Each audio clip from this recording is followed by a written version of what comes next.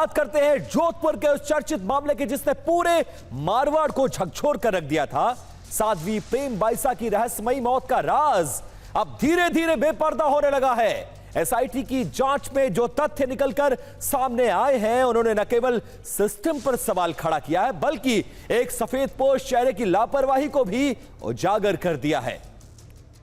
बोरानाड़ा थाना पुलिस इस पूरे मामले में एक बड़ी कार्रवाई करते हुए कंपाउंडर देवी सिंह राजपूत के खिलाफ मुकदमा दर्ज कर लिया है। बताया जा रहा है कि एफएसएल और पोस्टमार्टम रिपोर्ट में लापरवाही के ऐसे सबूत मिले हैं जिन्हें झुठलाया नहीं जा सकता है।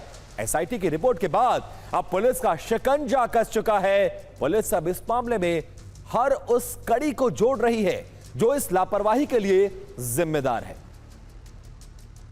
इस पूरे मामले के अंदर जो रिपोर्ट सामने आई है, उस रिपोर्ट में भी ये सामने आया है कि जो प्रेम बाइसा की मौत हुई है, वो प्रेम बाइसा की जो मौत हुई है वो कार्डियक अरेस्ट की वजह से हुई है और इंजेक्शन देने के बाद में उनकी जो तबीयत अचानक से बिगड़ी, तो कहीं ना कहीं घोर जो लापरवाही है वो कंपाउंडर देवी सिंह की तरफ से की गई थी। इसलिए मुख्य आरोपी जो है कंपाउंडर देवी सिंह को माना गया है।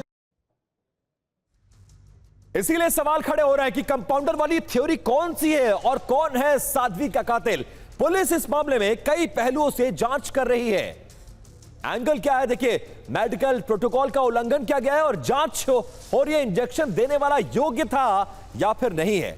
अब देखिए दूसरा एंगल क्या है, दवाओं का घातक मिश्रण। जांच ये की जा रही है कि दवा का ओवरडोज तो नहीं दिया गया था साध्वी को जिसकी वजह से उनकी मौत हुई है। अब एंगल क्या है, आपातकालीन रिस्पांस में देरी। जांच क्या की जा रही है, अस्पताल ले जाने में क्या देरी की गई और ऐसा किया गया तो क्यों। अब चौथा एंगल, साजिश या फिर यह एक मानवीय भूल है और जांच निजी स्वार्थ के लिए कहीं साध्वी प्रेम बाइसा को तो नहीं मारा गया। और एंगल यह भी है कि अन्य रसूखदारों की इसमें भूमिका तो नहीं है। जांच की जा रही है कंपाउंडर के साथ कोई और भी क्या शामिल है इस पूरे मामले में। सूत्रों की माने तो प्रेम बाइसा के अकाउंट में सिर्फ 56,000 रुपए और 80,000 रुपए मिले थे। ऐसे में प्रेम बाइसा की मोटी कमाई, जिसके में कहीं एक एक कार्यक्रम के 25-25 लाख रुपए वो लेती थी, वो पैसे कहां गए, उस एंगल को भी लेकर पुलिस अब इस पूरे मामले में आगे की जांच कर रही है। उपेक्षा द्वारा मृत्यु कारित करना, उसमें प्रकरण पंजीबद्ध किया है। हमने उनके खातों के डिटेल्स मंगाए हैं, ना सिर्फ उनके पिता के भी, और उनका जो ये ट्रस्ट टाइप जो चलता है उसके भी, जनजीव कल्याण के, उनके भी हमने खातों के डिटेल्स मंगाए हैं। तो अनुसंधान अभी पूर्ण नहीं हुआ है, अनुसंधान जस्ट अभी प्रारंभ हुआ है। ऐसी कोई भी चीज आएगी तो हम उस एंगल को ध्यान में रखेंगे।